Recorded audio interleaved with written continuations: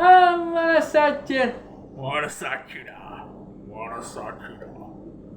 இந்த வீடியோவில் என்ன பற்றி பார்க்க போகிறோன்னா, நான் இன்னைக்கு ரம்ஜான் அன்னைக்கு நான் ரோமியோ படம் பார்த்துட்டு வந்தேன். நம்ம விஜய் ஆண்டனி படம் இந்த காலத்து ஜென்ரேஷனுக்கு ஒரு முக்கிய உதாரணமாக இருக்க. எல்லா பிரச்சனை வந்தாலும், எவ்வளோ ஸ்ட்ரகிள்ஸ் வந்தாலும் அதெல்லாம் எப்படி கடந்து போனோங்கிற ஒரு முக்கிய உதாரணமான இன்னைக்கு ஒரு ஆளா திகழ்ந்து வர நம்ம விஜய் ஆண்டனி அண்ணனோட படம். இன்னைக்கு அவர் படத்துக்கு போயிட்டு வந்தேன். சமீபத்தில் எல்லாருக்கும் தெரியும் அவர் மக்கள் இழந்துருந்தது, எவ்வளோ துயரத்துக்கு ஆனதுன்னு அவர். இப்போ அதனால் அவர் காலில் இப்போ எந்த ஃபங்க்ஷன் எந்த ஈவெண்ட்ஸ்க்கு போனாலுமே, வெளியில் எங்கே போனாலுமே அவர் காலில் செருப்பே போடுறதில்ல. அதுவும் பேச பொருளாக இருக்குது. சரி, இந்த படம் நான் ட்ரைலர்லேயும் போட்டிருப்பேன், அதை ஃபஸ்ட் சாங் போட்டிருப்பேன். இந்த படம் வந்து ஒரு டிஃப்ரெண்ட் லவ் காமெடி சப்ஜெக்டு, அதே மாதிரி தான் இருக்குது படம். விஜய் ஆண்டனி அண்ணன் வந்து இந்த படத்தில் வந்து ஒரு சாதாரண ஒரு மிடில் கிளாஸ் ஃபேமிலியில் பிறந்து வளர்றாரு. அவருக்கு ஒரு தங்கச்சி, ஒரு கட்சி கலவரத்தால், ஒரு ஃபயர் பிளாஸ்டானால, ஒரு பஸ்ஸு பிளாஸ்ட், கட்சி கலவரத்தில் அவரோட தங்கச்சியை தொலைச்சிடுவார். அவர் தங்கச்சி வந்து வாய் பேச முடியாத பொண்ணு.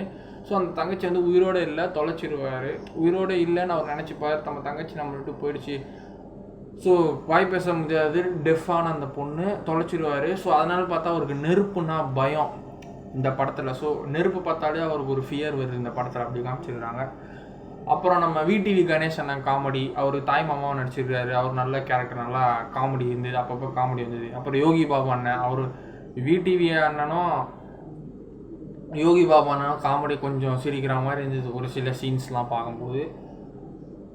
அதுக்கப்புறம் நம்ம மிர்னாலினி ரவி, ஸோ எனிமி படம் இல்லை, அவங்க இந்த படத்தில் கொஞ்சம் நல்லாவே நடிச்சுக்கிறாங்க. ஒரு ஆள் இந்த படத்தில் இவங்க ஒரு ஆளாக தெரிகிற மாதிரி. ஸோ அவங்கள வச்சு தான் இந்த படமே இருக்குது. ஆக்சுவலாக மிர்னாலினி ரவி மேடமை வச்சு தான் இந்த படமே இருக்குது. ஸோ அவங்க இந்த படத்தில் ஒரு ஆளாகவே தெரிகிறாங்க. ஸோ படத்துக்குள்ளே படம், எவ்வளோ படம் பார்த்துருப்போம் அதே மாதிரி தான். ஸோ மிர்னாலினி ரவி மேடம் வந்து அவங்க வந்து ஒரு ஹீரோயினாக ஆகணும், அதான் ஆம்பிஷன். சினிமாவில் ஒரு ஆக்ட்ரஸ் ஆகணும், ஒரு ஹீரோயினாக ஆகணும். நம்ம விஜய் ஆண்டனி அண்ணா வந்து நான் சொன்ன மாதிரி ஒரு மிடில் கிளாஸ் ஃபேமிலியில் பிறந்து வளர்ந்தார். அப்பா அம்மா கடனை அடைக்க ஒரு மலேசியாவில் போயிட்டு ஒரு பிஸ்னஸ் பண்ணுறாரு. அப்பா அம்மா கடன் அடைக்க மலேசியாவில் போயிட்டு ஒரு பிஸ்னஸ் பண்ணி அங்கே சம்பாதிச்சது வந்து நம்ம இந்தியாவுக்கு வராரு. கிட்டத்தட்ட அவருக்கு ஒரு 35 வயசு மேலே ஆகிடுது இந்த படத்தில். ஸோ 35 வயசு மேலே கிட்ட ஆகிடுது. யாரையும் லவ் பண்ணல, அவருக்கு லவ்வும் வரலை. அந்த இவ்வளோ ஏஜ் ஆகியும் யாரையும் எந்த பொண்ணையும் ஒரு லவ் பண்ணல. ஸோ எனக்கு லவ்வே வரலை அப்படின்னு சொல்கிறாரு. திடீர்னு அவங்க சொந்தக்காரர் ஒரு வயசான ஒரு தாத்தா கிழவன் இறந்து போயிட்டான். ஸோ அவங்க டெத்துக்கு போகும்போது அப்போ நம்ம மிர்னாலினி ரவி மேடமாக பார்த்துருக்கிறார் விஜய் ஆண்டனி அண்ணன். பார்த்த உடனே லவ். அவர் சொல்லியிருக்கார், நான் எந்த பொண்ணை பார்க்குறேனோ பார்த்த உடனே எனக்கு லவ் வர மாதிரி ஒரு பொண்ணு. ஸோ இவன் மடியிலேயே கடைசி காலம் இருக்க வாழ்ந்து இவன் மடியில் சாவணும்.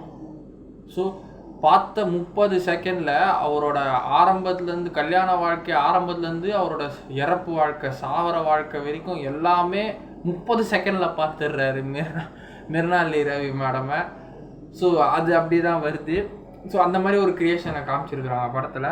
ஸோ இவ மடியில் தான் நான் சாகணும் அப்படிங்கிற பொண்ணு தான் எனக்கு லவ் எப்போ வருதோ அப்போ அவரை கல்யாணம் பண்ணிங்க. ஸோ அதுதான் கான்செப்ட். பார்க்குறோன்னா அப்போ தான் நான் கல்யாணம் பண்ணிப்பேங்கிறாரு. மிர்னாலினி மேடம் வந்து நான் ஒரு ஹீரோயின் ஆகணும், வீட்டில் சென்னையில் ஐடி கம்பெனியில் வேலை செய்கிறேன்னு போய் சொல்லிட்டு சின்ன சின்ன part time acting, act shoot, இந்த மாதிரி சின்ன ஆக்டிங் பண்ணி ஒரு 10,000 15,000 கிட்ட சம்பாதிச்சுட்டு இருக்கிறாங்க ஒரு வீடியோவுக்கு.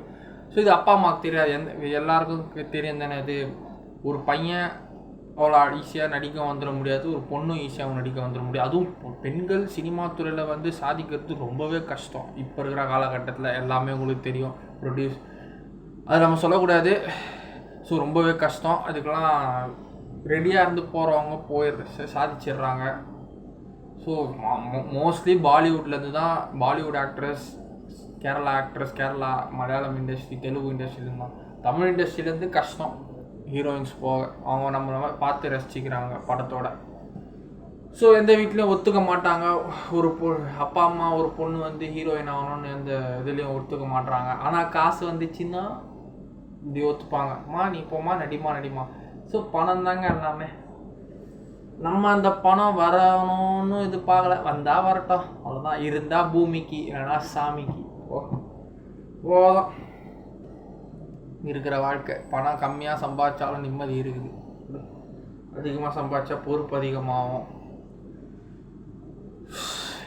சரி, நம்ம படத்துக்கு வருவோம். என் கதைக்கு ஏண்டா வர்ற மனசாட்சி. ஸோ படத்துக்கு வா. இப்போ படத்தில் என்னன்னா, ஸோ இவங்க வந்து அப்பா அம்மாவுக்கு தெரியாமல் சின்ன சின்ன ஆக்ட் ஷூட் பண்ணி ஹீரோயின் ஆகணும் ஆசை. ஸோ இது ஒரு அவங்க அப்பாவுக்கு தெரிஞ்சிருச்சு. இந்த மாதிரி நீ வேலைக்கு போகல, சினிமா ஆக்டிங் பண்ணிட்டு இருக்கேன்னு அந்த ஊருக்கார சைடு வந்து ஃபோட்டோவை காமிச்சிட்டாங்க, வீடியோவை காமிச்சிட்டாங்க அவங்க அப்பா கிட்ட. ஸோ இந்த மாதிரி உனக்கு கல்யாணம் பண்ணி வைக்கிறேன்னு சொல்லிட்டு நம்ம விஜய் ஆண்டனியை கல்யாணம் பண்ணி வச்சுருவாங்க. ஸோ விஜய் ஆண்டனி அந்த பொண்ணை பார்த்தோன்னே ரொம்ப பிடிச்சிச்சு. இவ கூட தான் நம்ம எல்லாம் வாழணும், அவர் கற்பனையில் வாழ்ந்த பொண்ணு, கற்பனையில் இருக்கிற பொண்ணு இவ தான் சொல்லிட்டு அவர் சந்தோஷமாக கல்யாணம் பண்ணிப்பார். அதுக்கப்புறம் இந்த பொண்ணுக்கு பிடிக்கல. ஸோ கல்யாணம் பண்ணுற மாதிரி பண்ணிவிட்டு அதுக்கப்புறம் சென்னையில் ஒரு ஃபேமிலியோட தங்குற மாதிரி ஒரு வீடு வாங்கி வச்சுப்பாரு. அங்கே அவங்க ஃப்ரெண்ட்ஸ் எல்லாம் கூப்பிட்டு வந்து ஷூட்டிங் ஃப்ரெண்ட்ஸு. ஸோ 4 பேருக்கு ஒரு கதை. இவங்களுக்கு ஹீரோயின் ஆகணும், இவங்க இன்னொரு ஃப்ரெண்டு காஸ்டியூம் டிசைனர் ஆகணும், இவர் ஒரு ஃப்ரெண்டு பையன், இவங்க ஃப்ரெண்டு இன்னொரு பையன் வந்து டேரக்டர் ஆகணும், இன்னொரு பையன் வந்து கேமராமேன் ஆகணும். ஸோ எல்லோரும் ஒரு ஆம்பிஷன் வச்சு சினிமா துறையில் மிருனாளினி மேடமோட குரூப் ஆஃப் ஃப்ரெண்ட்ஸ் அப்படி இருக்கிறாங்க. ஸோ நல்லா சரக்கு அடிக்கிறாங்க பயங்கரமாக. இந்த படத்தில் சரக்கை ரொம்ப அதிகமாக காமிச்சிருக்கிறாங்க இந்த படத்தில் சரக்கு. ஸோ மேடம் வந்து ரொம்ப மிருனாளினி மேடம் வந்து ஒரு பயங்கர ஒரு குடிகாரியாக காமிச்சிருக்கிறாங்க இந்த படத்தில். ஸோ நல்லா சரக்கு பயங்கரமாக அடிக்கிறாங்க படத்தில். அப்புறம் ஃப்ரஸ்ட்ரேஷன் வந்து அதுக்கப்புறம் விஜய் ஆண்டனி வந்து என்ன பண்ணுறாருன்னா, ஸோ நம்ம ஒய்ஃப் வந்து நம்ம ஒய்ஃபை ரொம்ப லவ் பண்ணுறோம், அவளுக்கு ஹீரோயின் ஆகணும் தான் ஆசை அப்படின்னு எல்லார் மூலமாக கேட்டு தெரிஞ்சுக்கிட்டு அவளோட கனவை நிறைவேற்றுறாரு.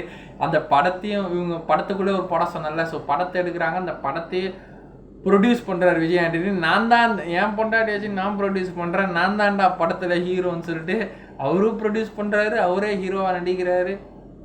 அதுக்கப்புறம் விஜய் ஆண்டனி வந்து இன்னொரு ஒரு கேரக்டராக அந்த படத்தில் ஃபார்ம் பண்ணுறாரு. கடைசி என்ன படம்னா, ஆக்சுவலாக காவலன் படத்தில் எப்படி அசின் மேடம் வந்து விஜய்க்கு தெரியாமல் ஃபோன்லேயே லவ் பண்ணுவாங்க, அந்த மாதிரி விஜய் ஆண்டனி அண்ணன் வந்து விக்ரமுங்க ஒரு கேரக்டர் பேரை வச்சு மிருனாளினி மேடமை ஹஸ்பண்டே ஒய்ஃபுக்கு தெரியாமல் ஹஸ்பண்ட் வந்து இன்னொரு கேரக்டரில் ஒரு பேசி ஃபோன் நம்பர் சிம் கார்டை மாற்றி போட்டு வேறு நம்பரில் கூப்பிட்டு விக்ரம்ங்கிற ஒரு கேரக்டர், அது ஒரு ரொமான்டிக் கேரக்டராக லவ் பண்ணியிருக்கிறாங்க. கடைசி கிளைமேக்ஸில் அந்த கேரக்டர் தெரிய வரும்போது கொஞ்சம் கொஞ்சமாக அவங்க படம் நடிக்கும்போது, ஸோ மேடமுக்கு தெரிஞ்சிச்சு, நீ தான் விக்ரமு, நீ தான் என் ஹஸ்பண்டு, நீங்கள் என்னை இவ்வளோ லவ் பண்ணுறீங்க, நான் இவ்வளோ என் லட்சியத்துக்காக நீங்கள் இவ்வளோ உழைக்கிறீங்க சொல்லிட்டு கணவனுக்காக மனைவிக்காக கணவன் உழைச்சிருந்தால இது ஒரு புது ஸ்கிரிப்டாக இருந்தது. Comedy movie, love comedy movie அந்த அளவுக்கு இல்லை. பிடிச்சிருந்தா இப்போ தேட்டரில் பாருங்கள், இல்லைன்னா ஓடிடியில் வந்தோடனே பாருங்கள். பாய்.